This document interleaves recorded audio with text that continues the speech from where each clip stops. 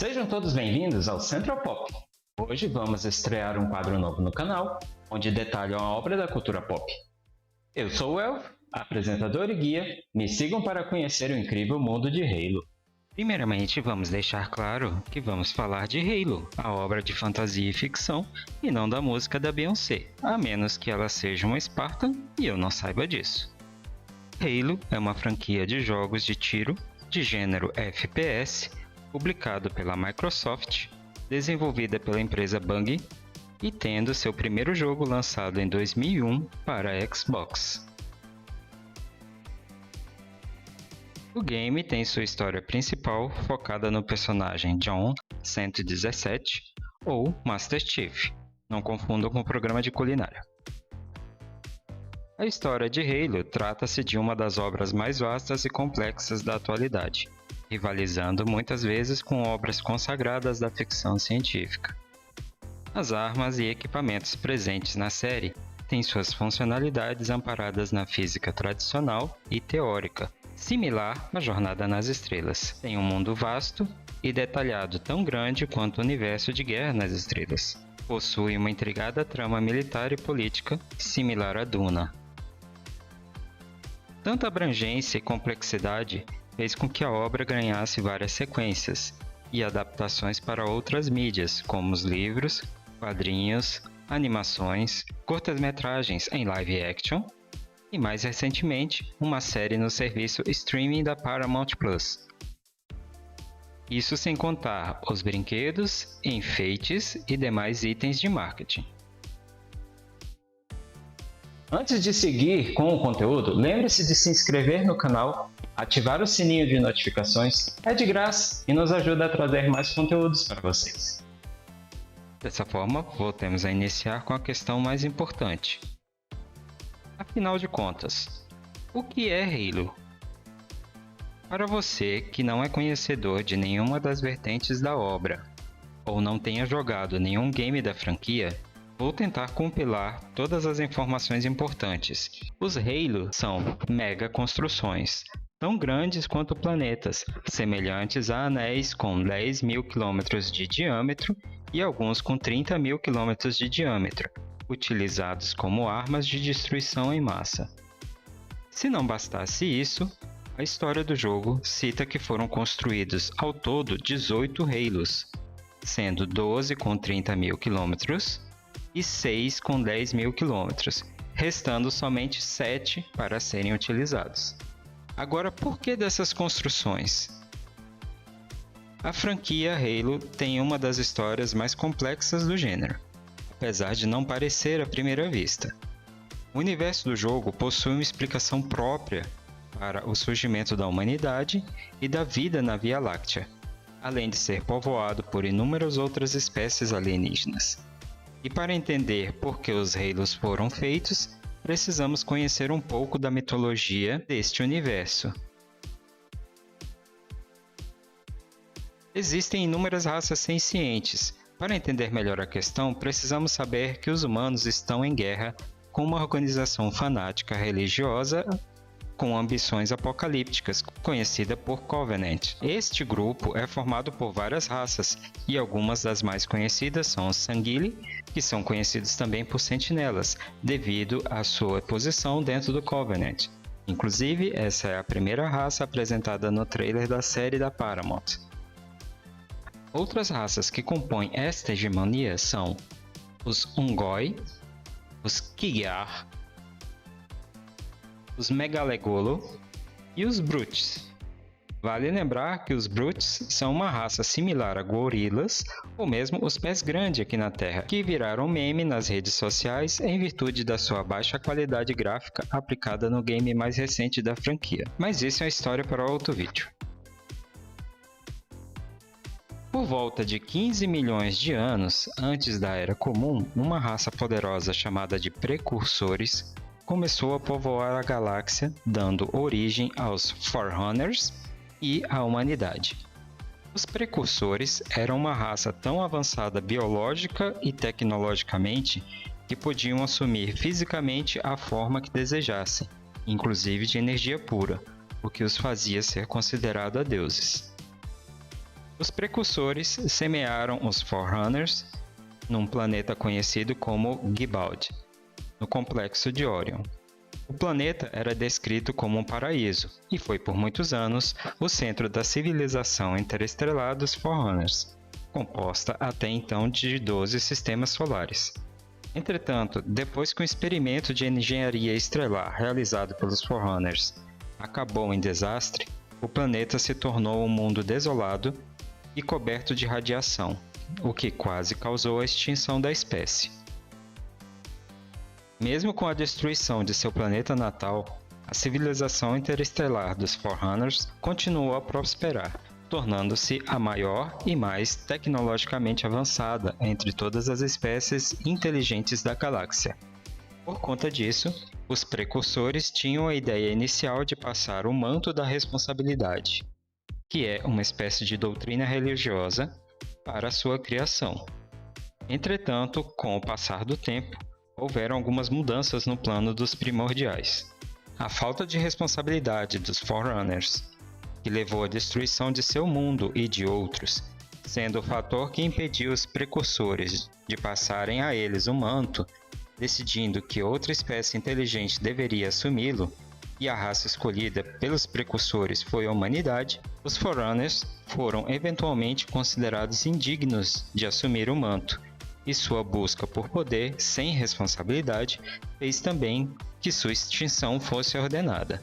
Essa mudança de escolha e a descoberta do plano de extermínio fez com que os Forerunners ficassem furiosos, frustrados pela ideia de uma espécie mais inferior ser escolhida para governar a galáxia ao invés deles mesmos. Decidiram então tomar o manto à força e eliminar seus criadores.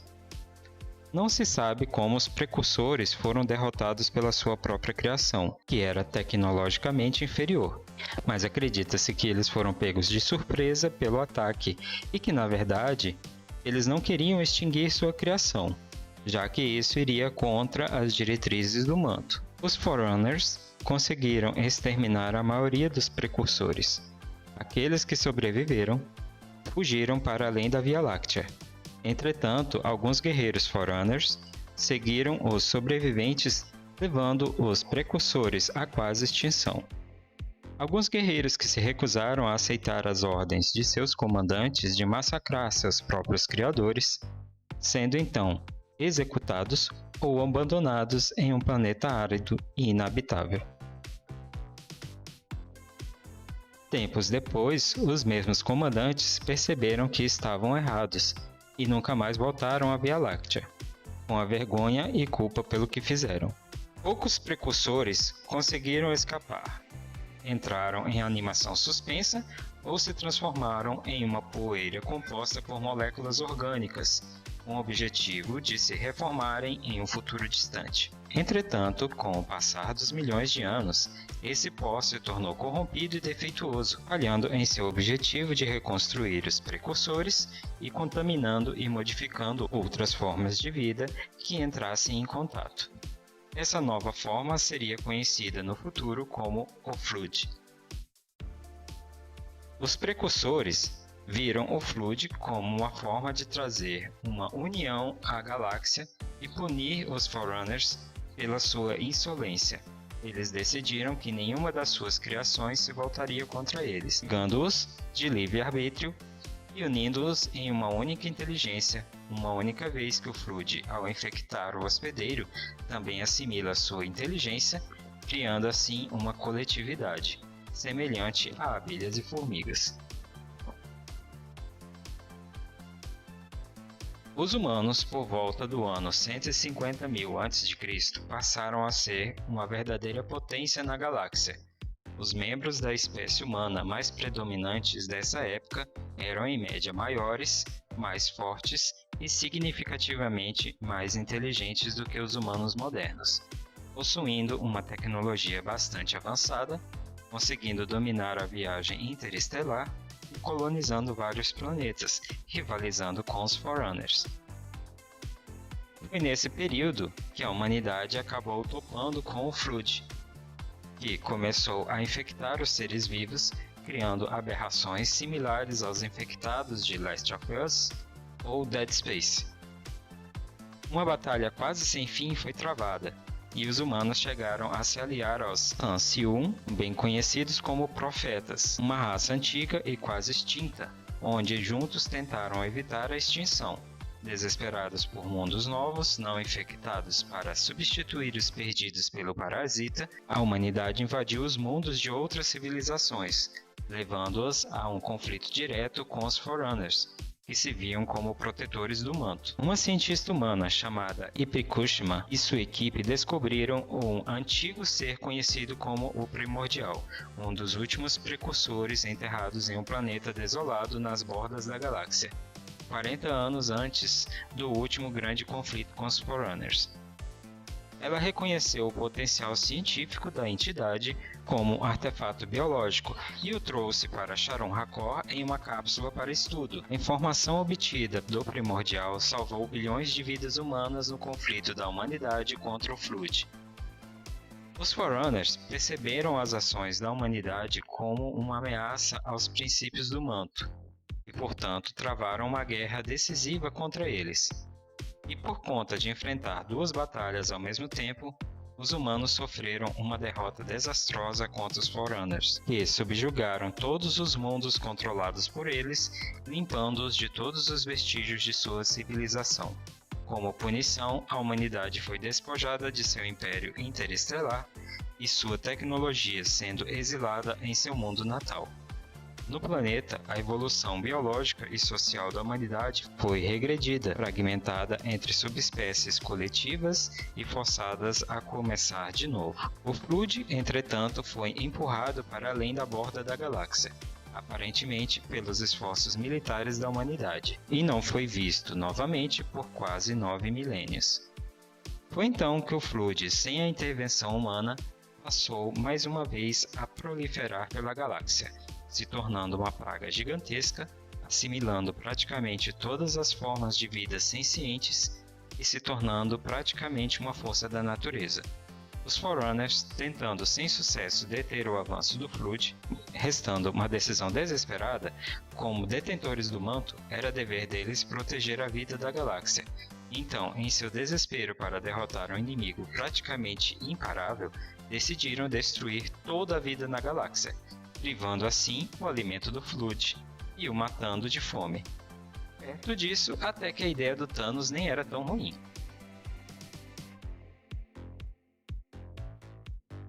Os Forerunners criaram uma rede de super-armas colossais em forma de anéis, como a última solução contra a infestação do Flood, e os espalharam pela Via Láctea, onde os usariam para destruir a comida do Flood. Além de servirem como armas, as instalações Halo também eram centros de pesquisa dedicados a conter e a estudar muitos tipos diferentes de forma de vida, que incluíam vida marinha e vertebrados terrestres, sendo praticamente mundos artificiais, com fauna, flora, luz e gravidade próprios. Todos os Halos também eram protegidos por máquinas autônomas, chamadas de Sentinela. Além dos Halos, os Forerunners também criaram as Arcas, construções ainda maiores, usadas para desenvolver os anéis, ativá-los e abrigar exemplares de diversos seres vivos que seriam utilizados para repovoar os mundos após o acionamento das armas. E também criaram os Mundos Escudo, verdadeiros planetas artificiais utilizados para acomodar os estrategistas na batalha contra o Flood, de forma a garantir a segurança contra a infestação. No entanto, o mestre construtor posteriormente alterou o plano inicial, e seus pesquisadores começaram a usar essas espécimes para uma série de experimentos brutais envolvendo a infecção do Flood.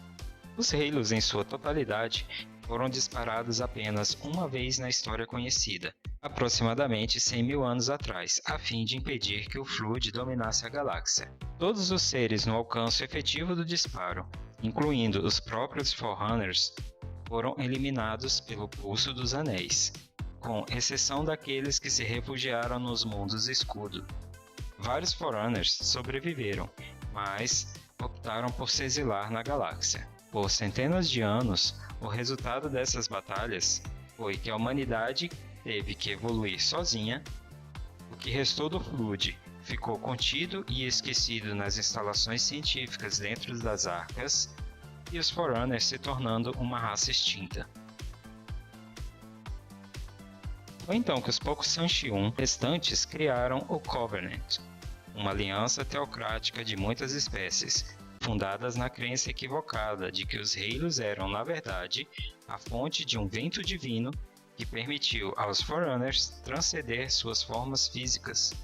E ao ativarem os Halos, eles também poderiam embarcar nessa grande jornada e se juntar a seus deuses.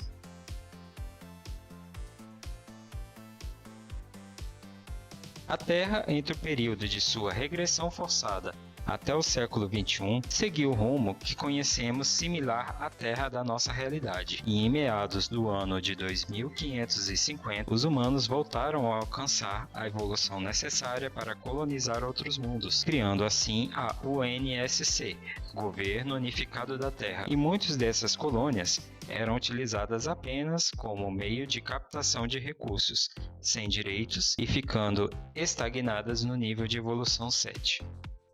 Para compreender melhor, saibam que existem 7 níveis de evolução. Essa escala dos níveis é uma conquista tecnológica semelhante à escala Kardashev no mundo real, que mede o avanço tecnológico com base na quantidade total de energia que uma civilização é capaz de aproveitar. Agora, voltando à história da UNSC, ela criou essa impossibilidade das colônias evoluírem, gerando uma guerra civil na humanidade. Somos então apresentados aos insurgentes, que são uma porcentagem dos humanos de várias colônias que desejam viver de forma completamente autônoma, sendo independentes do governo unificado da Terra. Temos um pequeno vislumbre disso quando somos apresentados ao primeiro episódio da série da Paramount, onde conhecemos os insurgentes no planeta Madrigal. Não confunda com os Madrigal da animação.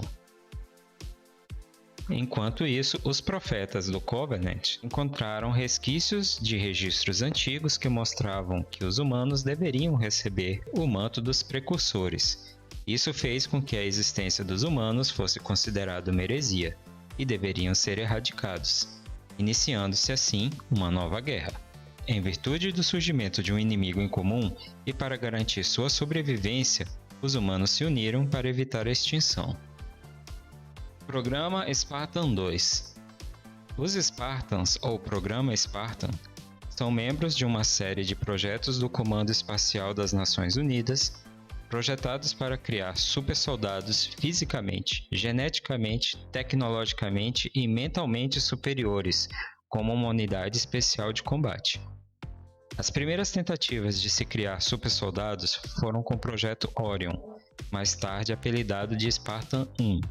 Os programas subsequentes Spartan 2 e Spartan 3 foram muito bem sucedidos, mas também controversos por causa da sua ética duvidosa em relação ao uso de crianças como candidatas. Particularmente no programa Spartan 2, onde o risco de lesão ou morte nos procedimentos de aumento eram relativamente altos e onde as crianças foram raptadas. A última edição, Spartan 4, voltou às raízes do projeto usando voluntários adultos. Todo soldado Spartan é munido de uma armadura de batalha chamada Mjolnir. Sim, eles têm o mesmo nome do martelo do Thor, justamente por seu poder e sua resistência concedida ao usuário. Desenvolvida pela Dra. Katharine Halsey, criada especialmente para os Spartan, os movimentos da armadura são controlados à velocidade de seu pensamento. A parte externa do uniforme é composta de várias camadas de ligas resistentes e de um revestimento refratário para dispersar golpes e armas de energia. Internamente, o uniforme regula a temperatura e reage de forma a modificar a densidade conforme necessário. A armadura é bem pesada, que sozinha pesa quase meio tonelada. Para ser um pouco mais preciso, são cerca de 450 kg cobrindo completamente o corpo. Isso me faz pensar quanto deve pesar a armadura do Homem de Ferro, mas isso fica para outro vídeo. A base da saga é centrada em MasterChef, Não esse aqui.